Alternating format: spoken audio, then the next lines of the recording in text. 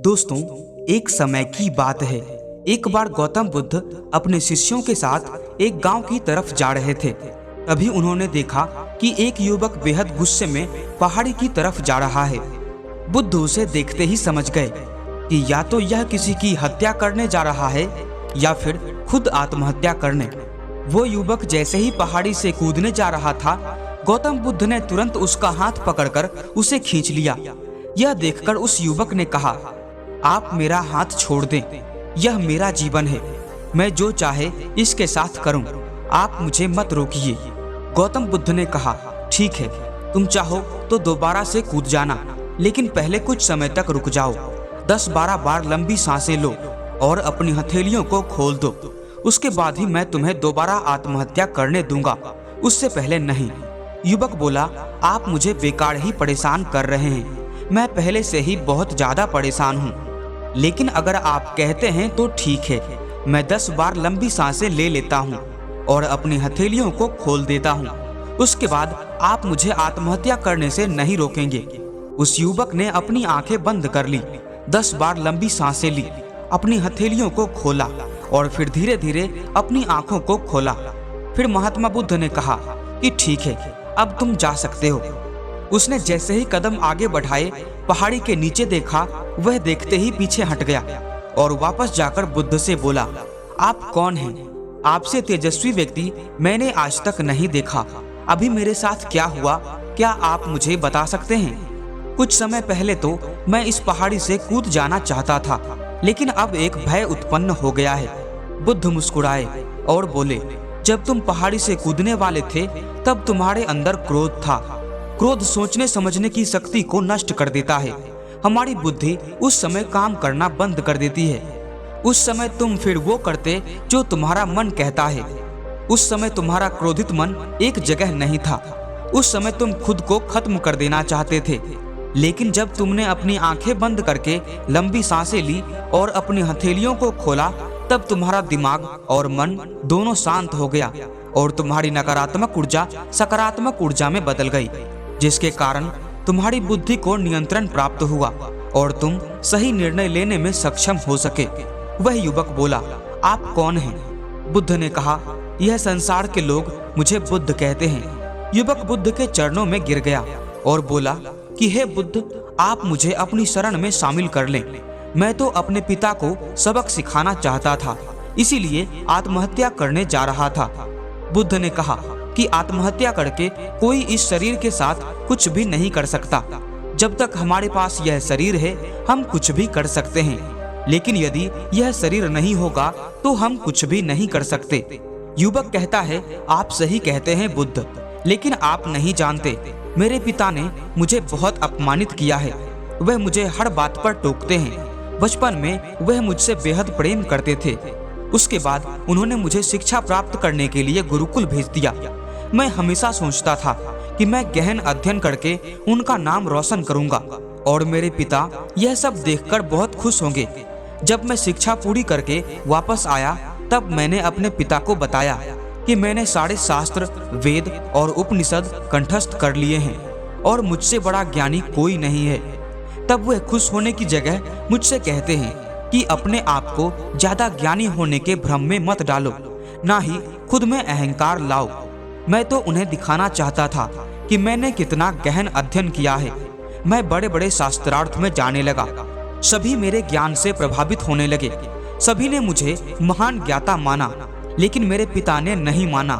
वह मेरे शास्त्रार्थ के बीच में पहुंच जाते और मेरे बताए हुए ज्ञान में कुछ न कुछ कमी निकालते और सबके सामने मुझे अपमानित करते। वह मेरे साथ रहने वाले मित्रों को भी अपमानित करते थे, यह कहकर कि वो मेरा जीवन बर्बाद कर देंगे, क्योंकि वो मेरा साथ देते थे, मेरे ज्ञान की प्रशंसा करते थे। मैं समझ नहीं पा रहा था कि वह ऐसा क्यों कर रहे हैं। तब मेरे मित्रों ने मुझसे कहा, क्योंकि वह मेरे जितना ज्ञान अर्जित नहीं कर पाए, इसीलिए वह मुझसे ईर्ष्या करते हैं।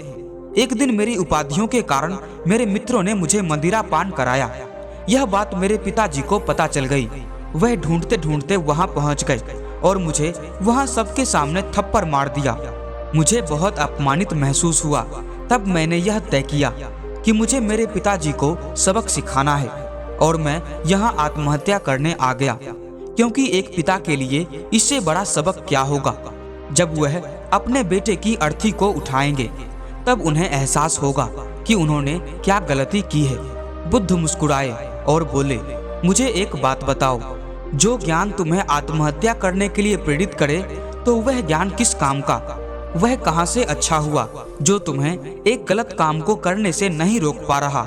युवक ने कहा, आप सही कहते हैं बुद्ध, अब मैं खुद अज्ञानी सा महसूस कर रहा हूँ। आप मुझे अपनी शरण में ले लें, मैं आपसे ज्ञान प्राप्त करना चाहता हूँ।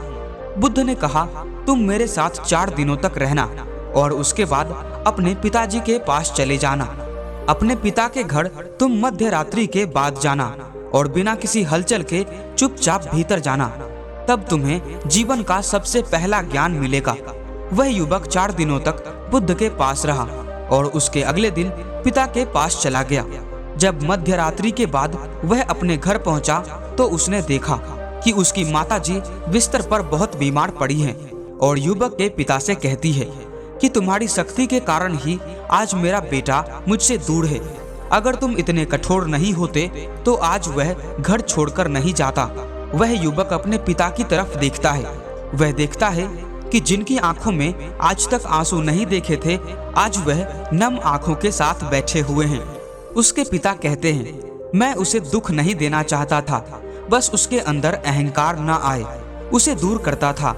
तभी उसके अंदर की कमियों को वहां जाकर बताता था, ताकि मुझे सुन कोई और भी उसे उसकी कमी बता सके और उसे अपने ज्ञान पर कभी घमंड ना हो, क्योंकि व्यक्ति का अहंकार उसे हमेशा ले डूबता है। लेकिन उस भीड़ में मेरे सिवा कोई भी नहीं होता था जो उसे उसकी गलतियों के बारे में बता सके।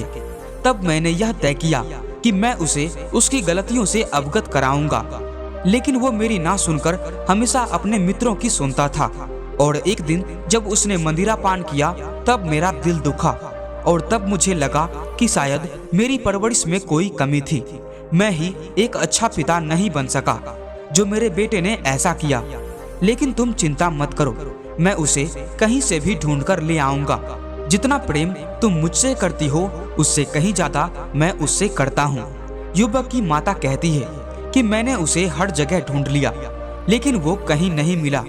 मेरा मन कहता है कि यहाँ से कुछ दूर एक गांव में गौतम बुद्ध रुके हैं, वह जरूर वहीं होगा। तुम उसे वहाँ जाकर देखो। ये सारी बातें युवक वहाँ खड़ा होकर सुन रहा था। उसकी आंखों से आंसू बह रहे थे। वह चुपचाप वहाँ से चला गया और गौतम बुद्ध के पास पहुँचा और बुद्ध से बोला, हे बुद्ध, आपने मुझे उस दिन आत्महत्या करने से नहीं रोका होता तो मुझसे कितना बड़ा पाप हो जाता। बुद्ध ने युवक से कहा, इस जीवन की सबसे बड़ी गलती आत्महत्या करना है।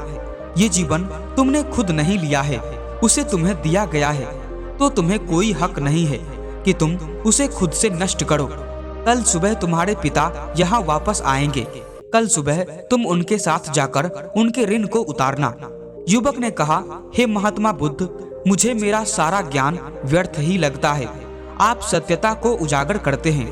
मैं आपके साथ रहकर आपसे ज्ञान प्राप्त करना चाहता हूँ। मुझे अपने संघ में शामिल कर लें।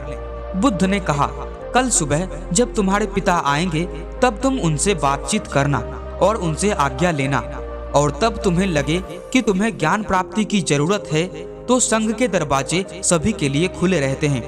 दोस्तों, आपको ये कहानी कैसी लगी और आपको इस कहानी से क्या सीखने को मिला, हमें कमेंट में जरूर बताएं। वीडियो पसंद आई हो तो लाइक और शेयर जरूर करें, और अगर आप इस चैनल पर नए हैं तो सब्सक्राइब भी जरूर कर लें। हम फिर मिलेंगे एक नए मोटिवेशनल स्टोरी के साथ। तब तक के लिए जय हिंद।